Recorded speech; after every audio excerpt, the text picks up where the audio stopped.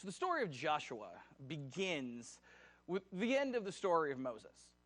In a lot of ways, it's a giving of the baton from one Old Testament Jewish hero to another Old Testament Jewish hero. And not just really a baton of equals, but kind of due to the circumstances, it's actually sort of between one guy giving it to a better guy.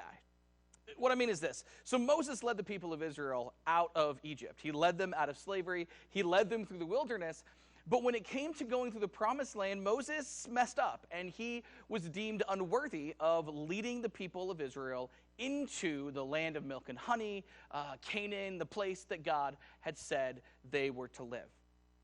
And so Moses passes away, and God chooses Joshua, who theoretically was in some ways at least more qualified to lead the people to the promised land. And Joshua takes the baton and he leads the people as sort of the new Moses, but kind of Moses 2.0, like the better version of Moses, or at least was supposed to be. So Joshua leads the people across the Jordan River. There's this miracle, kind of like the Red Sea, really just like the Red Sea, where the water parts and they cross on dry land. He reinstitutes circumcision. He builds monuments. He really plays the part of a religious leader, not just a national leader. And then he does really what he's most famous for, and that is he went to war. Joshua was a commander. He was a soldier. He was a general. He was the sort of guy who was just really equipped to lead the people into battle. And so there was going to be a lot of that in the new world that they lived in, because, well, the new world they lived in already had people living there, and they weren't exactly excited for the Jewish people to show up and take their milk and honey, as it were. And so Joshua led the people into battle, and the first place he led into battle was Jericho. And Jericho, well, that was quite the story. So Joshua did what God told him to do, for at least the most part, and God told him this is going to be a unique thing. God is going to give the city of Jericho to the Israelites without them even having to fight. So a little bit of background is really important here, because Jericho is one of the oldest cities in the Middle East, and really one of the oldest cities in the world. We have evidence of people living in Jericho dating back 11,000 years. Jericho is very, very famous for having these giant walls, this huge structure going all around the city. We have evidence archaeologically of those walls in one form or another being built 10,000 years ago. This is in a very old city, and it's a city that lots of different people had lived in. It's not just one continuous people that had lived there for, all these thousands of years. Instead, over the centuries and over the millennia, it had really changed hands. People had fought over it. People had won wars over it. Sometimes people lived there. Sometimes people just kind of abandoned the place and left. But time after time, when people wanted to set up camp, a city, they inevitably came back to Jericho. So Jericho was significant because it's sort of just the first place you live in if you're going to live in the Promised Land. It's just where you go. Lots of cultures had lived there. Lots of battles had been fought. It was just really an appropriate place for this to happen. And because at the time of Joshua, it had these massive, giant, imposing walls, it was perfect for God to tell the Israelites that he was going to be there for them, that they didn't have to worry about anything, that he was going to lead them, and he was just going to take care of stuff for them. So what happened was this. God told Joshua to take soldiers and priests and the Ark of the Covenant and just walk around the city once a day. Just once a day, walk around the city, and the priests would, blow their horns, and they'd go around the city just once a day. For 6 days, they just went around the city. On the seventh day, the instruction was that they would actually walk around it 7 times. And at the end of 7 times, the horn would blow, and the people of Israel were all supposed to shout. And God told Joshua, I will give you the city, and you can go into it. you can go up into the city. I mean, he just says you take it and you go into it. So it's exactly what happened. That was the plan. For 6 days, they went around it once. The Ark of the Covenant, the soldiers, the priests, they went around it once for 6 days. And then on the 7th day, they went around it 7 times, and they blew the horn, and then everybody shouted, and the walls came tumbling down. They all fell down. And that's when the story takes an interesting turn. Because Joshua tells the people, tells the soldiers, the Israelites, to go in and to slaughter everyone. The men, the soldiers, the armed men, the unarmed men, the women, the children, all the animals, just slaughter every living creature in Jericho. And Joshua did exactly that. He told the people to commit genocide, and the people of Israel committed genocide.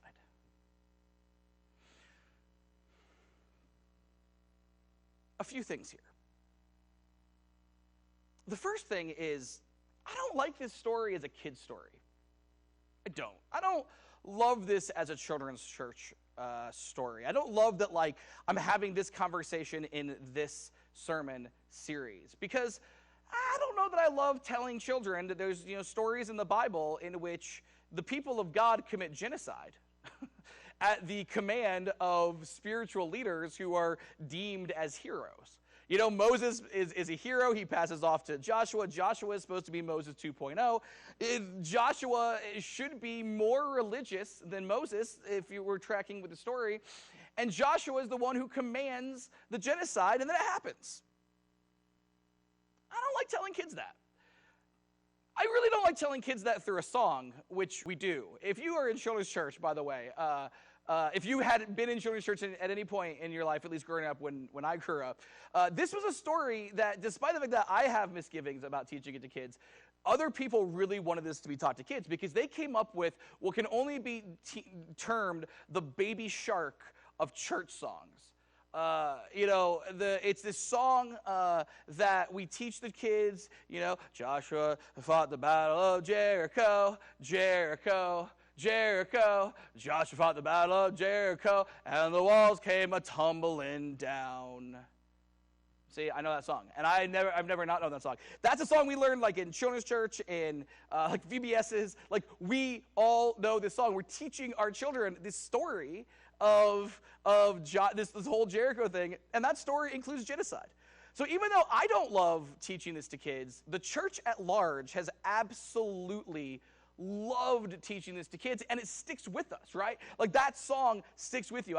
This week, when I was preparing this whole sermon and I was looking at it, I pulled up that song and I played it for Stephanie, and she violently protested me playing that song and would not let me play the song at all. And it's interesting because we in the Snyder household, we listen to music pretty well constantly. And Stephanie never tells me to turn anything off, really. I can't remember the last time she's told me I need to turn something off, or even asked me to turn something off. And for perspective, about a year ago, I got really into, like, this Japanese girl metal band, and then that led into, like, this Japanese girl punk rock band. And, like, I've been listening to a lot of Japanese girl bands, is what I'm saying. And Stephanie never told me, hey, could you turn that off? But Joshua fought the battle of Jericho, that she made me turn off, because it is maybe worse than Baby Shark. I'll let you judge how bad that song is. I'll make sure I put it in the Facebook comments, and you can go ahead and watch that. So as an aside, not an aside, but as a point of order, I just want it to know that I don't love this story as something we teach to kids. But also, as a point of order, I don't know that I love as this story teaching it to adults either. I don't love the concept of God-ordained genocide, because, you see, I was raised in the church to believe that absolute truth is real, right? That some things are always right and some things are always wrong. Always. And that no context changes that. That no person giving permission changes that. That there's some things that because I believe in God, right? Because I believe in God, some things are just fixed. And I got to tell you, genocide, slaughtering men, women, and children who are innocent, that's going to go in the always wrong camp. It's just always going to go in that camp. And so on its face, I struggle with a story in the Bible in which people believe or are saying that God wants them to commit genocide. I also, especially as a Christian, setting aside even just, okay, I believe in God and all this stuff. As a Christian, one of the big things about Christianity that really, I think gets overlooked, we talk about it a lot at Ashland Christian Church because I talk about it a lot. But being a Christian really means filtering everything through Jesus. That the Bible, even the Bible, is not a flat document that we just read it all as just equal information. But instead, with Jesus, we read in the book of John, is the Word of God, right? Jesus is the way, the truth, and the life. So if we want to know the message of God, the Word of God, it has to come through Jesus, right? And if we want to know the truth about God, because, we want to be, we want to see God, we want to go to the Father, well, that only comes through the way, the truth, and the life. No one comes to the Father but through Jesus. Jesus is sort of the filter we put everything through ethically and morally. If I've got a moral or ethical dilemma, one of the best things I can ask is, hey, what would Jesus do? What should I do in my life? How should I treat people? We should ask, what would Jesus do? And I gotta tell you, I've spent a lot of my life studying Jesus. A whole lot of time, a whole lot of reading and researching, and a college degree here. And I just don't know anywhere that I can find where Jesus endorses genocide, where Jesus says, hey, genocide, killing a people group, or slaughtering men and women and children who are innocent, that it's usually bad, but in this case, go for it. So I struggle with this story. I struggle with what to know, what to do with that. How do I interpret it? What do I believe? And the thing is, though, as I look at this story, that I really am not totally sure we should be teaching kids. I really struggle to teach, adults even. One thing that has brought me comfort is that I am not alone in my misgivings here. One of the things, as we look through the history of not just the church, but just religion in general, we see that God's people have always looked at this story and said, huh? The Jewish people, even before Jesus was born, already for centuries looked at this story and said, something else has to be going on. And they came up with different explanations as to what may have been going on. Was there, a language situation? Did what seems to happen actually happen? Did Joshua maybe go too far and do something God didn't want him to do? Et cetera, et cetera. But they were asking that question well before Jesus. Well, then Jesus comes along, and then the church comes along. And what we find from the first days of the church, the earliest Christian fathers that we have in the church, predating, what we understand, with Catholicism and Orthodox belief and everything, predating that by hundreds of years, we see early Christians reading this and saying, what, it's just allegory, it's just metaphor. We're not supposed to read this literally. We're not supposed to read this as something God really wanted to happen or anything like that. They looked at it like that. Later on, once as church stuff developed, you start seeing more and more people coming up with those ideas that maybe Joshua, made mistakes, or maybe it's allegory, but then also, maybe it's something that, there was a reason, or there was something, or there's something that's not in the text. Regardless, for thousands of years, for 2,000 years in the church, and then centuries before that, people have looked at the story. And it's comforting to me. I've looked at the story and said exactly what I've said, which is, I don't know that I love this. I don't know that this fits. I don't know that this makes any sense. And I'm comforted by that. But only a little, because, who's right, who's wrong, what should we believe, how should we take it? And so as I look at the story of Joshua fought the Battle of Jericho, and I try to look at this very old, very children's church-ish story and look at it as an adult, I think one of the things that we should do is look to the New Testament and see how the New Testament writers approached this. I think that's probably what we should do. And so I did that this week as I was, again, preparing for this message. And I made a discovery that I had previously just not really known. You see, I assumed that Joshua was treated like an Old Testament hero. From the very beginning, I said the story of Joshua is like one hero passing the baton to another. Joshua's basically Moses 2.0, right? That Joshua, he's faithful in a way that Moses is not faithful. But what I found in the New Testament is there's really no evidence that the New Testament writers believed that. In fact, there's very little evidence that the New Testament writers even want to talk about Joshua. As far as I can find, there are 3 mentions of Joshua in your New Testament.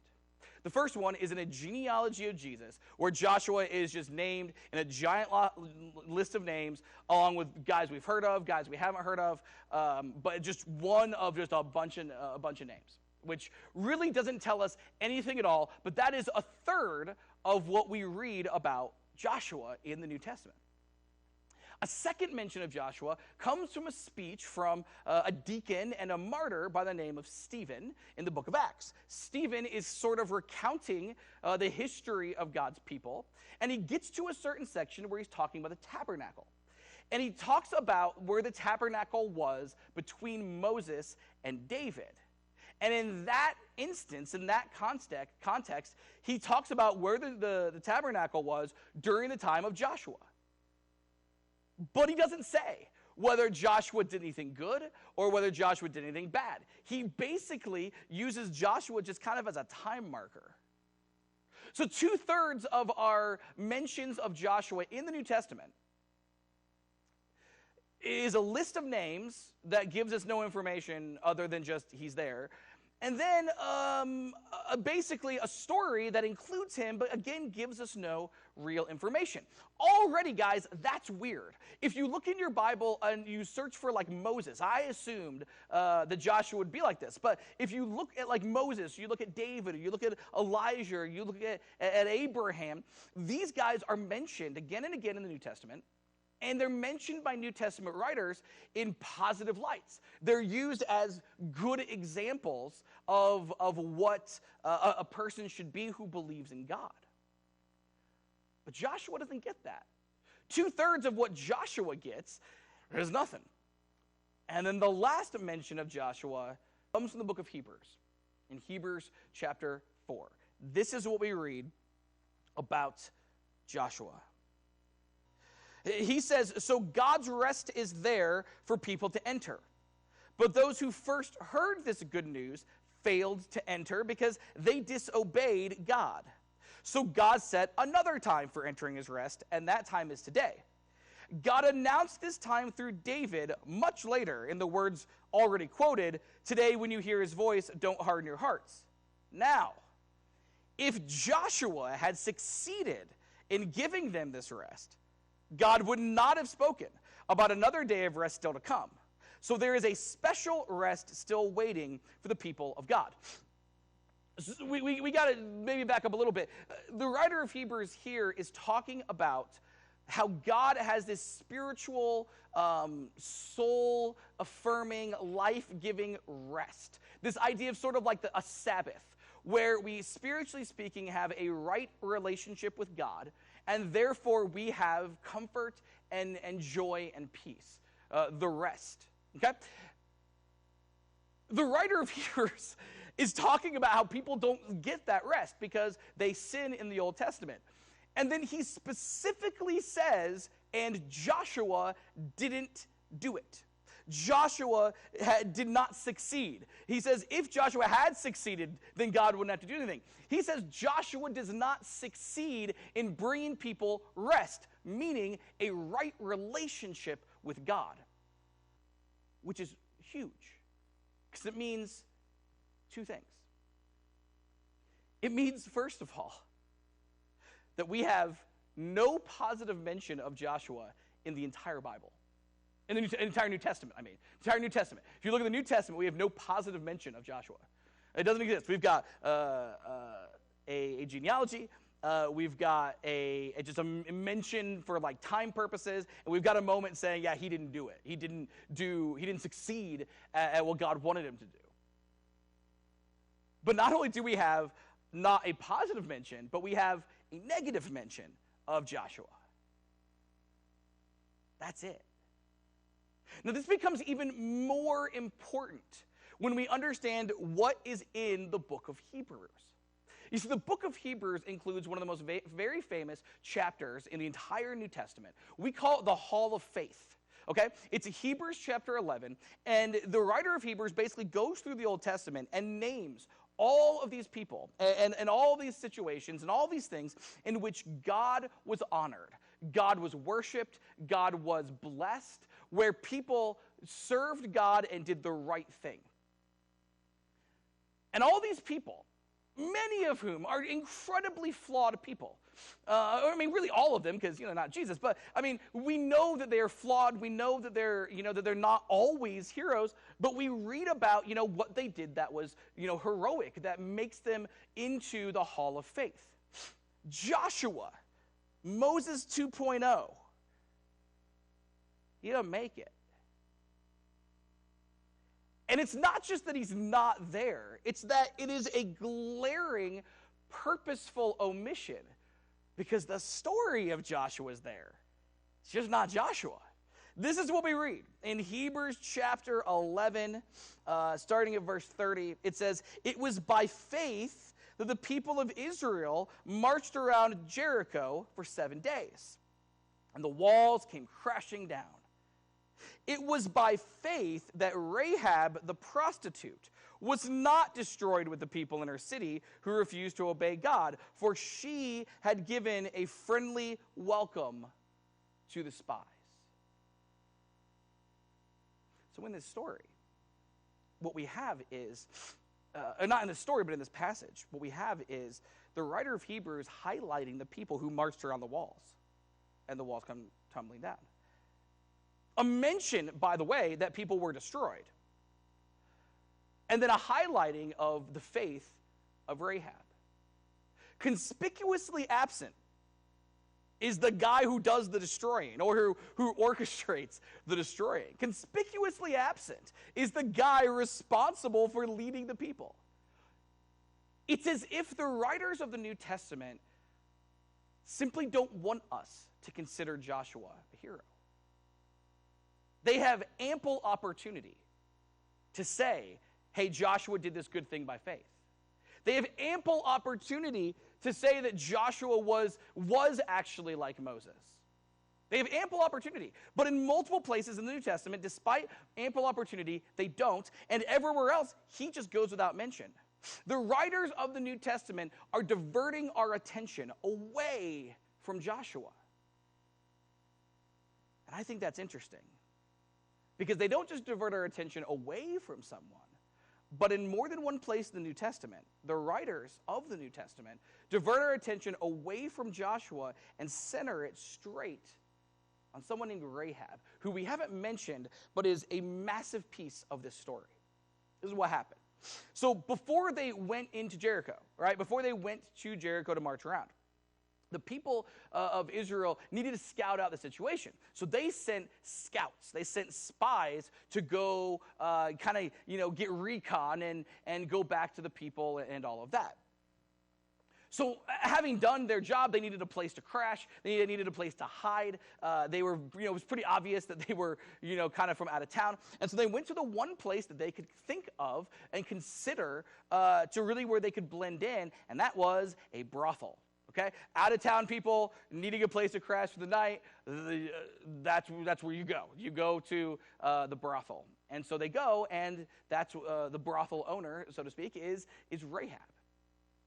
So the spies of Israel spend the night, and then Rahab does the hospitable thing that, you do when you're, in a brothel. She, gives them a place to sleep and all that. And then the next day, some soldiers come. You see, they had tried to be inconspicuous. They were very conspicuous. They tried to blend in. They did not blend in. And so Rahab tells the people, she hides the spies. First of all, she hides the spies in like the roof. And then she tells the soldiers that they need to, that the guys were there, but they did the things that you do when you have a place where you rent a room by the hour, and they'd left before the night even happened, before they even closed the gates the day before. And so she sends them away, she lies, and she protects the Israelite spies. Now, Rahab's a Canaanite, right? There's absolutely no reason for her to do this from sort of a logical perspective. The Canaanites want the Jewish people dead, especially Canaanites living in Jericho want the Israelites dead and gone and far away. And so as Rahab is she goes to the guys, she waits all day, and she goes until it's night, and she lowers them out a window and says, hey, you gotta relax till the heat's off. You can go hide there and wait there for a few days, and then here's how you escape the city. As she helps these spies, the spies ask Rahab, why? Why are you helping us? Like, we're Jews. You're not. What are you helping us for? And this is what we read in the book of Joshua in the Old Testament. Rahab tells the spies. In Joshua chapter 2, she says, I know that the Lord has given you this land. We are all afraid of you. Everyone in this land is living in terror, for we have heard how the Lord made a dry path for you through the Red Sea when you left Egypt. For the Lord your God is the supreme God of the heavens above and the earth below. Now, listen, it's very important that we don't read that and say, oh, let's be like Rahab. Okay, like the New Testament tells us we should be like Rahab, but we also don't think we should be prostitutes. So we should be like Rahab and understand, okay, her faith is not theologically perfect here. She looks at God, and all she sees is fear. And we know in the New Testament, in the book of 1 John, that love casts out fear, that if we approach God with fear, it's because we don't understand him, and so we should be approaching God as a God who loves us. Well, Rahab doesn't know that, and so she approaches God with just fear. So the way in which we should be like Rahab is this. Rahab took what she believed about God, and she drew a straight line to what she treated other people with. What she believed about God was not just a concept in her head. What she believed about God changed how she treated other people. She used what she knew about God to say, well, I should treat you well because of who God is. And not just that. She didn't just say, I should treat you well because of who God is. She said, I should treat you well because of who God is, and you are my enemy. You are my enemy. This is a phenomenal, fantastic, incredible example of Christ-like faith in the Old Testament. Rahab she saves people. Okay, she protects them. She potentially sacrifices her own life because they're going to kill her if they catch these guys and they find out what had happened. She is willing to give her life to love her enemies because of what she believes about God. And while the specifics are not exactly how we understand God or how we should understand God, the fact of the matter is her faith in God caused her to love her enemies. In that way, of course, she sounds a whole lot like what we read in the New Testament with Jesus. This is what we read, Matthew chapter 5.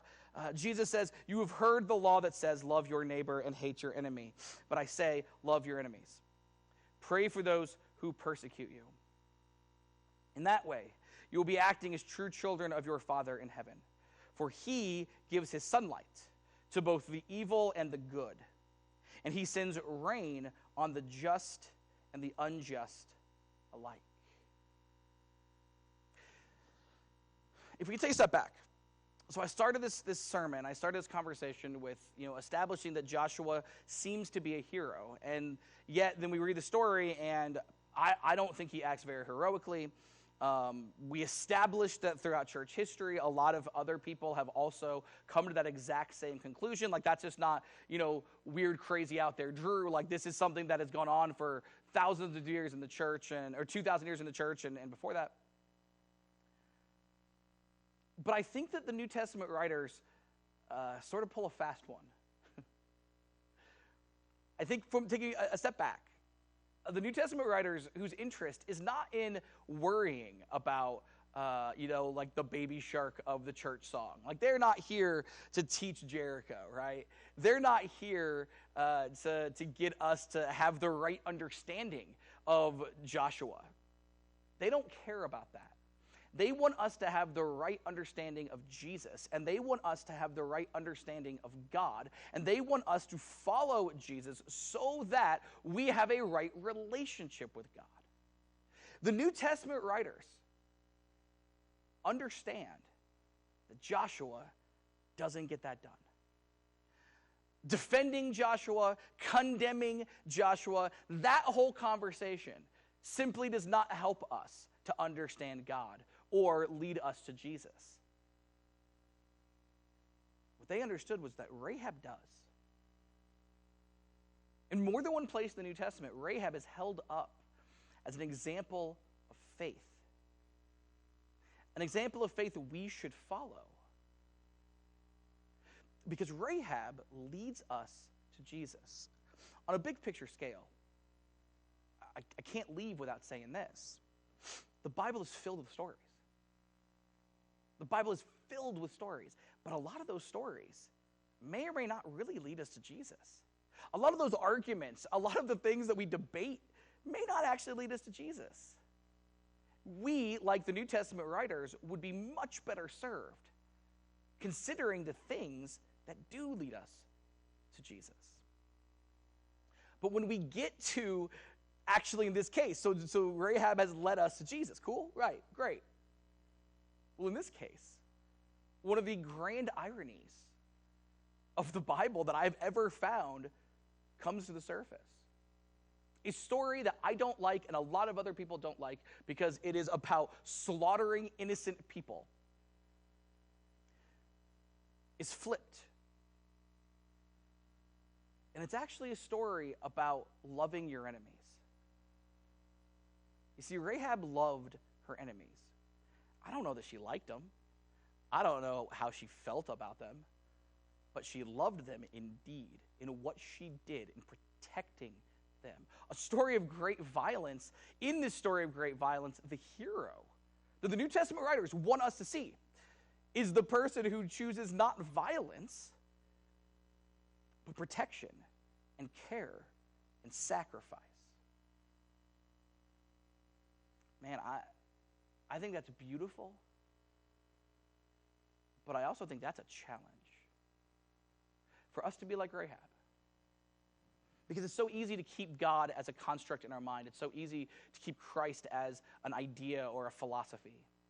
But to use what we believe about God, and we believe that God truly loves everyone. Okay, if that's what we believe, then we are to love everyone tangibly. Not just in word, but in deed. That is what we're called to do. That's what Rahab modeled. And that's why when the story of Jericho gets brought up, the writer of Hebrews, James, in multiple places we read Rahab is the one who is shown to be the hero, not Joshua. And that brings us to our fifth lesson from Children's Church for Adults. As we've been talking about all these old stories, they haven't all had songs. This one has a song. But as we talk about these old stories, we sometimes are brought to the most surprising lessons. And this story is a surprising lesson.